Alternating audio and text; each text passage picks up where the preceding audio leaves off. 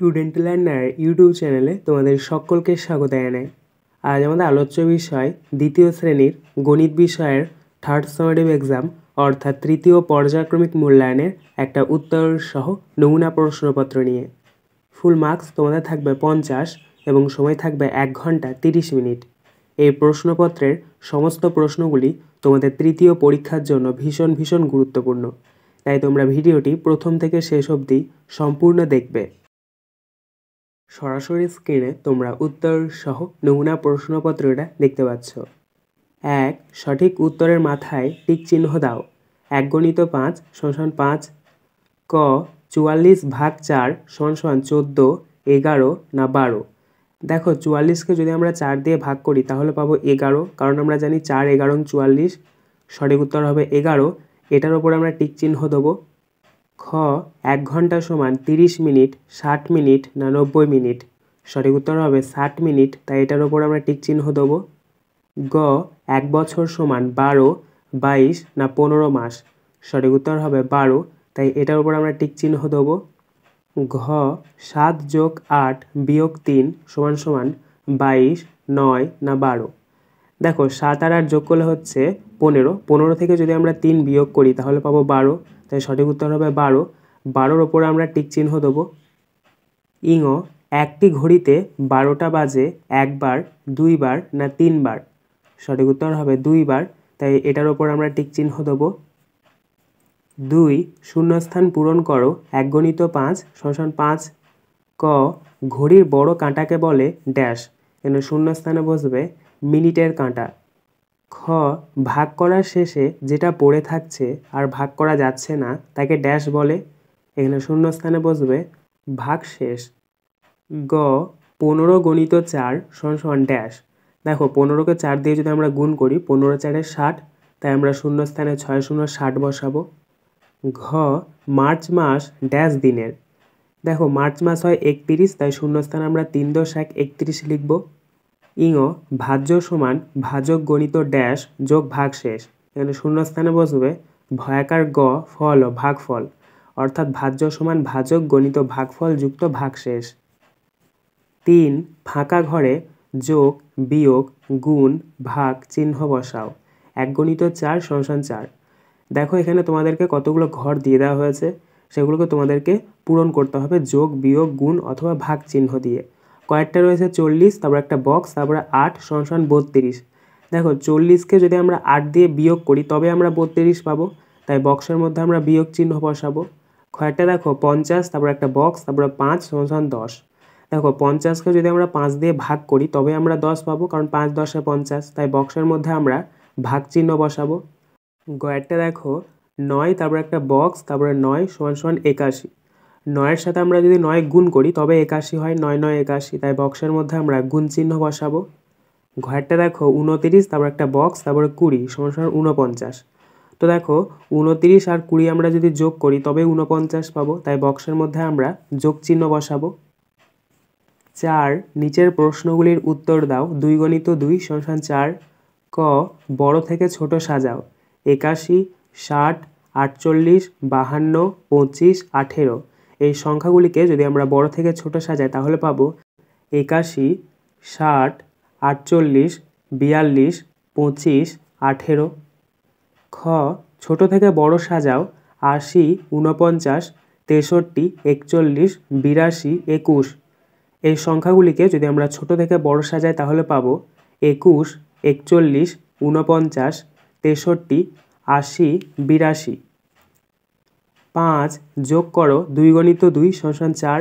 ক টাকা পয়সা। 4 টাকা 50 পয়সা যোগ 2 টাকা 50 পয়সা। ডান দিক থেকে আমরা যোগ করব। দেখো 0 0 যোগ করলে 0, 5 আর 5 যোগ করলে 10, 10-এর 0 হাতে 1 বসাবে। তারপর রয়েছে 4 আর 2 যোগ করলে 6 আর 1 যোগ করলে 7, তাহলে 7 বসাবে। এক্ষেত্রে আমাদের যোগফলটা বেরিয়েছে 7 টাকা 00 পয়সা। ক্ষয়েরটাও একটা যোগ রয়েছে 2 টাকা 10 পয়সা যোগ 4 টাকা 30 পয়সা। এটাও আমরা ডান দিক থেকে যোগ করব। দেখো ডান দিকে রয়েছে 0 আর 0, 0 0 যোগ করলে 0, 1 আর 3, 1 আর 3 যোগ করলে 4, তাহলে 4 বসাবো। 2 আর 4, 2 আর 4 যোগ করলে 6, তাহলে 6 বসাবো।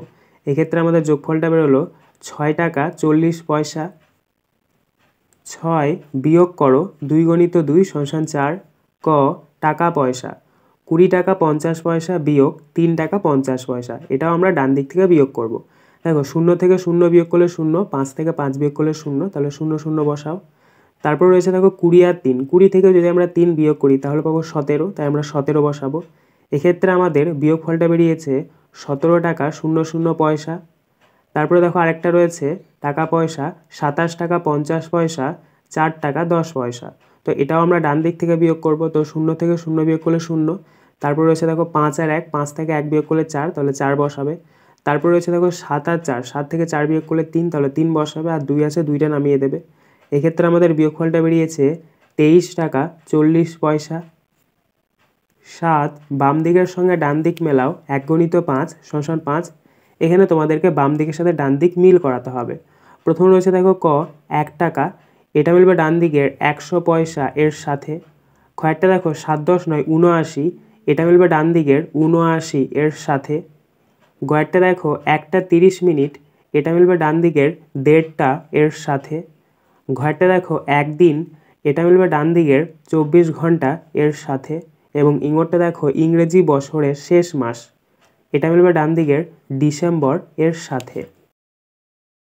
8 14 সংখ্যাটিকে যোগ বিয়োগ গুণ ও ভাগের মাধ্যমে প্রকাশ করো। 1 × 4 = 4। অর্থাৎ এই 14 সংখ্যাটিকে তোমাদেরকে একবার যোগ করে দেখাতে হবে, একবার গুণ করে, একবার বিয়োগ করে এবং একবার ভাগ করে। তো তোমাদের জন্য দুটো করে বক্স রয়েছে। তো প্রথমে আমরা যোগ করে দেখাবো। প্রথম বক্সে আমরা লিখব 12 + 2, তাহলে 12 আর 2 যোগ করলে হচ্ছে 14। দ্বিতীয় বক্সে আমরা লিখব 2 × 7, কারণ 2 আর 7 গুণ করলে হচ্ছে 14, 2 7 14। তৃতীয় বক্সে আমরা লিখব 16 - 2, কারণ 16 থেকে 2 বিয়োগ করলে হচ্ছে 14। এবং চতুর্থ বক্সে আমরা লিখব 28 / 2, কারণ 28কে 2 দিয়ে যদি আমরা ভাগ করি তাহলে পাবো 14।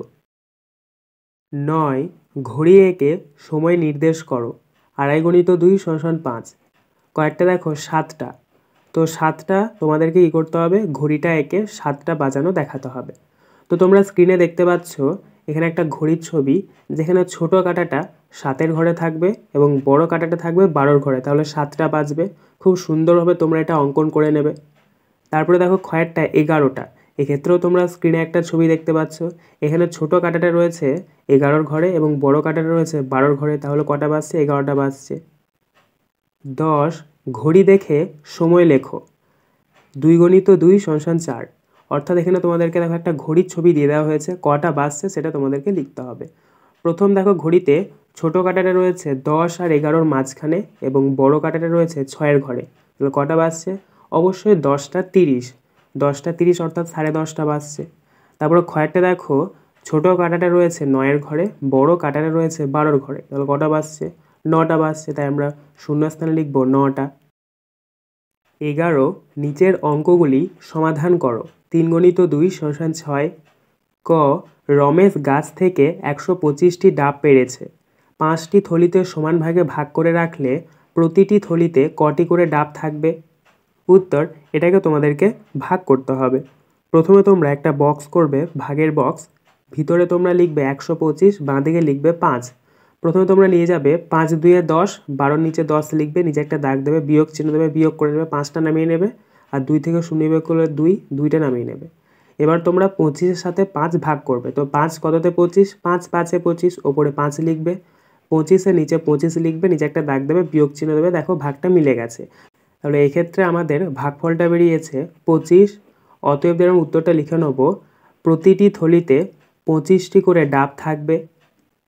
খ মেলায় যাবার জন্য বাবা আমাকে 15 টাকা দিলেন। আমি ভাইকে 6 টাকার বাঁশি কিনে দিলাম। মা আমাকে আরও 8 টাকা দিল। এখন আমার কাছে কত টাকা আছে? উত্তর, এটাকে তোমাদেরকে সরল করতে হবে। প্রথমে তোমরা লিখবে সমস্যাটি হলো 15 - 6 + 8। এবার তোমরা তার নিচে সমান চিহ্ন দেবে। এবার লিখবে 15 + 8 - 6, কারণ যোগটাকে আমরা আগে করে নেবো, তারপর বিয়োগ করব। তার নিচে আবার সমান চিহ্ন দেবে। এবার 15 আর 8 যোগ করলে কত হচ্ছে, 15 আর 8 যোগ করলে হচ্ছে 23, তাহলে 23 লিখবে, তারপরে বিয়োগ 6। এবার তোমরা 23 থেকে 6 বিয়োগ করবে। দেখো 23 থেকে যদি আমরা 6 বিয়োগ করি তাহলে পাবো 17, তাহলে তার নিচে সমান চিহ্ন দিয়ে 17 লিখবে। এখানে আমাদের উত্তরটা হচ্ছে 17। অতএব এর উত্তরটা লিখে নেব, এখন আমার কাছে 17 টাকা আছে। আজকের আলোচনা পর্বটি এখানেই শেষ হলো। আশা করি ভিডিওটি তোমাদের ভালো লেগেছে। যদি ভালো লাগে একটা করে লাইক করে দিও। সবশেষে তোমাদের কাছে একটাই অনুরোধ, যারা এখনও পর্যন্ত আমাদের চ্যানেলটিকে সাবস্ক্রাইব করে উঠতে পারোনি তারা চ্যানেলটিকে সাবস্ক্রাইব করে পাশে থাকা নোটিফিকেশন বেলকে অল প্রেস করে নিও এই ধরনের নতুন নতুন ভিডিও পাওয়ার জন্য। ধন্যবাদ।